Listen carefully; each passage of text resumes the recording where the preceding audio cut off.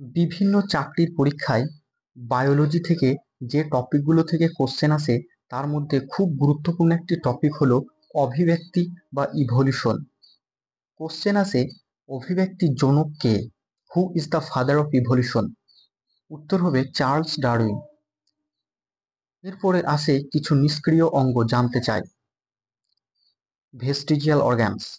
তো কিছু উদাহরণ মনে রাখতে হবে গুরুত্বপূর্ণ, যেমন মানুষের খুব গুরুত্বপূর্ণ একটি নিষ্ক্রিয় অঙ্গ অ্যাপেন্ডিক্স। এছাড়া হচ্ছে চোখের তৃতীয় পর্দা।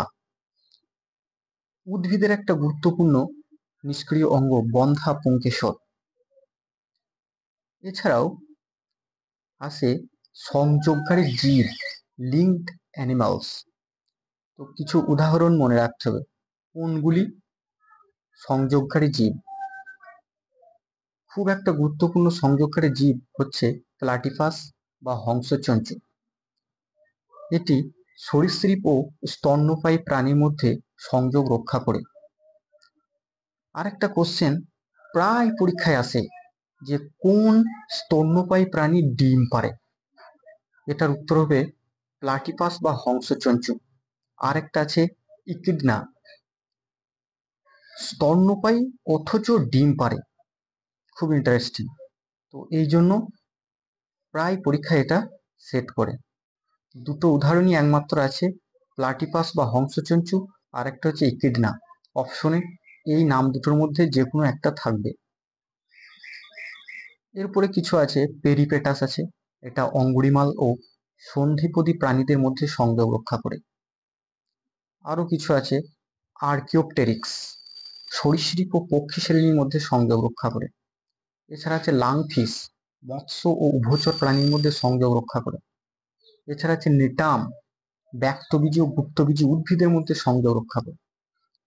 এছাড়া একটা কোশ্চেন আছে বিভিন্ন পরীক্ষায় যে আধুনিক ঘোড়া ইকুয়াস, তার পূর্বপুরুষের নাম কি?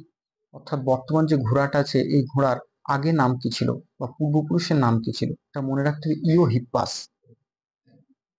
এরপরে যেটা খুব গুরুত্বপূর্ণ হচ্ছে জীবন্ত জীবাশ্ম, লিভিং ফসিল। প্রায় পরীক্ষায় এটা আসে।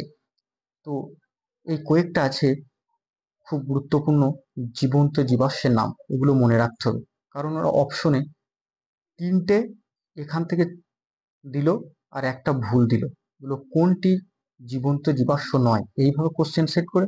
আবার কখনো একটি দেবে, দিয়ে বলবে কোনটি জীবন্ত জীবাশ্ম।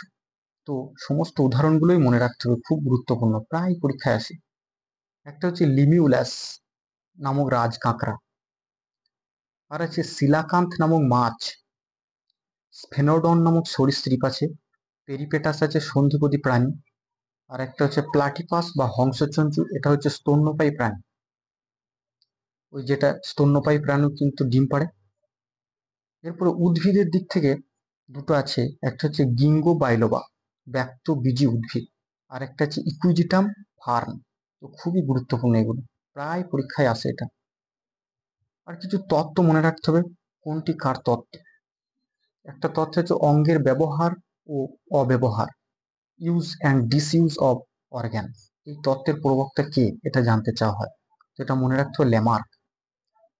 আরেকটা আছে ডারউইনের কিছু কিছু তথ্য আছে, এগুলো মনে রাখতে হবে, যেমন প্রাকৃতিক নির্বাচন, ন্যাচারাল সিলেকশন, অস্তিত্বের জন্য সংগ্রাম, স্ট্রাগল ফর এক্সিস্টেন্স, যোগ্যতমের উদ্বর্তন, সার্ভাইভাল অফ দ্য ফিটেস্ট, ভেদ বা প্রকরণ, ভেরিয়েশন। এই মতবাদগুলি কার? এগুলো সবই হচ্ছে চার্লস ডারউইনের মতবাদ। হচ্ছে বিখ্যাত বই প্রায় আছে যে দি অরিজিন অফ স্পিসিজ, এই বইটি কার লেখা? এটা চার্লস ডারউইনের লেখা। এরপর এটা আছে যে মিউটেশন, এই তত্ত্বটি কার? এটাও প্রায় পরীক্ষায় আসে, এটা মনে রাখতো হুগো দ্য ভ্রিস। তো এই অভিব্যক্তি টপিকটা থেকে যে কোশ্চেনগুলো সেট করা হয় এর বাইরে আসে না, এর মধ্যেই কমন পাওয়া যাবে।